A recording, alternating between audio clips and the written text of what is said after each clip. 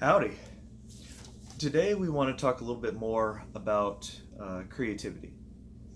And what we want to see is that creativity can take multiple orders of magnitude, all sorts of different levels. So today we're actually going to read from Genesis 1. In the beginning, God created the heavens and the earth. The earth was without form and void, and darkness was over the face of the deep. And the Spirit of God was hovering over the face of the waters. Skipping forward a bit. Then God said, "Let us make man in our image, after our likeness, and let them have dominion over the fish of the sea, and over the birds of the heavens, and over the livestock, and over all the earth, and over every creeping thing that creeps on the earth." So God created man in his own image. In the image of God he created him. Male and female he created them. And God blessed them.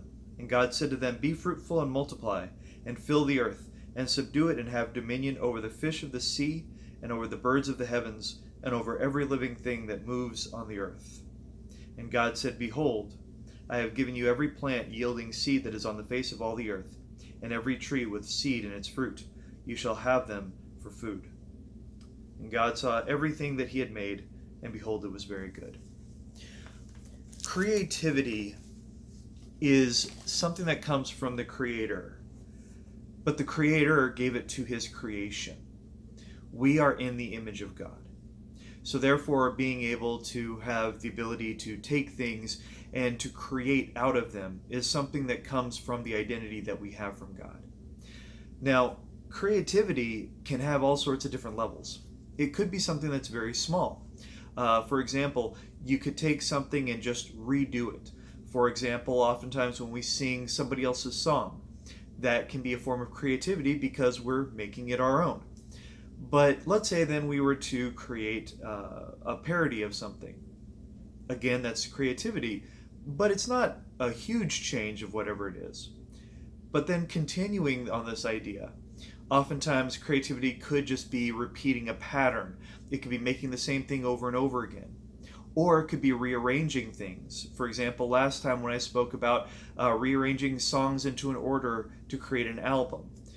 But then again, creativity can also be taking things and repurposing them. For example, if someone were to take multiple broken parts and to create lamps out of them, or if they were to take all sorts of different pieces of a car and fit them into another car, or let's say that we were to take something even bigger.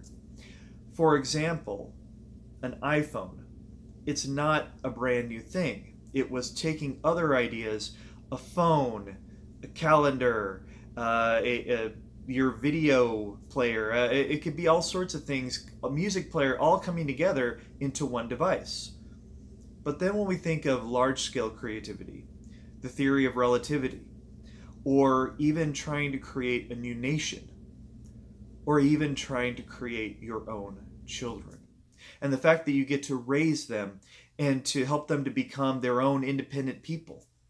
The truth is that no matter what, because we are finite beings, we will always be taking something and creating it out of other things, unlike God who creates out of nothing.